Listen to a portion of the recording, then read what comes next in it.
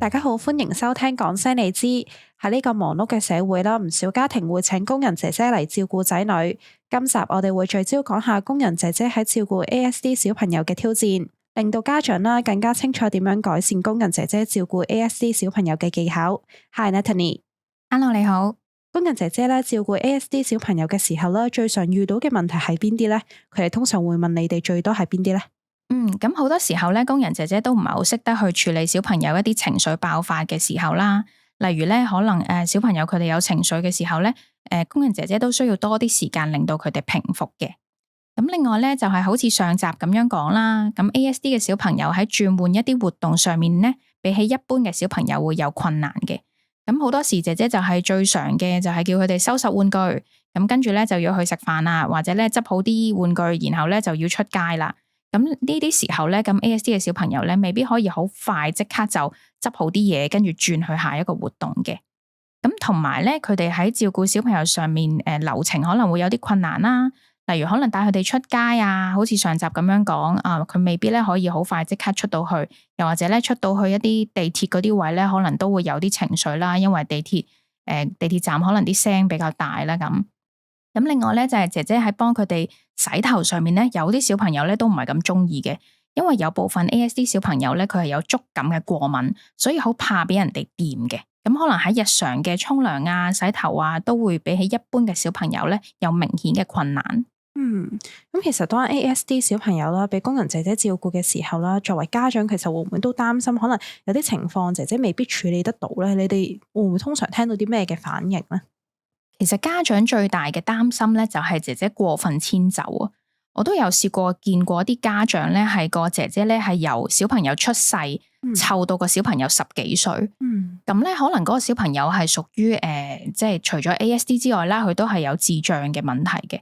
咁姐姐咧係真係就算喺佢10幾歲咧，都係當佢 BB 咁樣錫咯，係啦，即係當佢 BB 咁樣湊。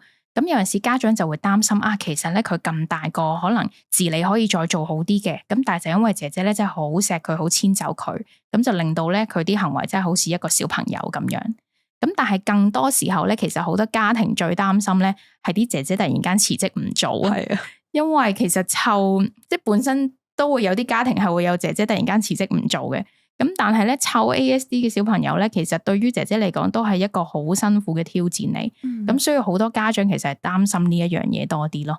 咁其實啲工人姐姐咧喺照顧 ASD 小朋友嘅時候咧，有冇啲咩嘅錦囊或者策略，其實都可以用到咧？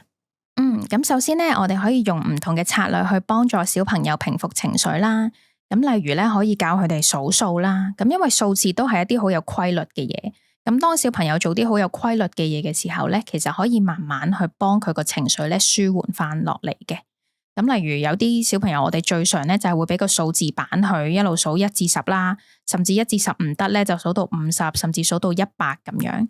咁另外咧，姐姐可以做嘅就係可以唱下歌仔啦。我都見過好多工人姐姐咧，用唱歌啊，或者用輕撫小朋友咧，慢慢拍一拍佢個心口，或者細細力拍一拍佢個背脊，或者拍一拍佢個膊頭咁樣，一路唱住歌仔，咁等佢慢慢啲情緒落翻嚟嘅。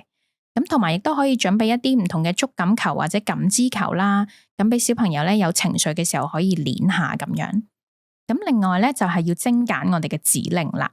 咁好多時我哋大人講嘢咧，唔單止工人姐姐，其實做父母咧講嘢都會一連串咁樣講我哋啲指令出嚟啊。即係例如可能叫小朋友翻到嚟咧，快啲幫我執好個書包，跟住咧除鞋、洗手、食飯咁樣。其實小朋友個腦仔咧裝唔到咁多個字噶，咁所以咧我哋最好每一次咧只係俾佢做一樣嘢就得啦。例如可能就係叫佢洗手，好，當佢洗完手之後咧就同佢講就食飯咁樣。咁等佢咧逐樣指令咁樣接收就會好啲。咁最好咧就係配合埋視覺提示添。因為 ASD 嘅小朋友咧，佢哋嘅眼仔咧其實特別精靈。你同佢哋講嘢咧，有陣時佢哋未必好明，但係你俾幅圖佢哋睇咧，佢哋就會即刻咧叮一聲咧理解你想做啲乜嘢。咁所以我哋都可以咧用一啲視覺提示嘅方式啦，去幫小朋友理解翻一啲日常嘅流程，又或者理解翻我哋一啲要求。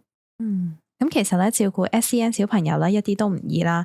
咁其實工人姐姐喺照顧小朋友嘅時候都可能會感到壓力啦。其實佢哋可以點樣舒緩咧？咁其實每個人嘅放鬆方法都唔一樣嘅，咁有啲人中意搵人傾偈啊，有啲人中意可能聽下啲柔和嘅音樂啊，咁有啲人可能飲啖水洗個面咧，其實都已經 OK 噶啦咁。咁姐姐咧的確係比較難去搵方法去舒緩嘅，因為佢哋個工時好長，同埋佢哋份工咧其實好困身啊，比起我哋一般人係啦。咁我自己諗最簡單即時可以做到嘅咧，就係深呼吸啦，或者去廚房飲啖水，係啦，或者洗一個面，呢啲就係最快嘅方式。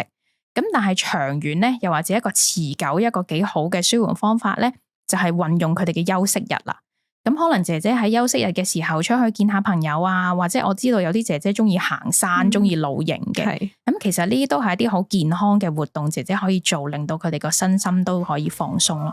今集唔該晒 Natalie，下星期繼續講西你知，拜拜，拜拜。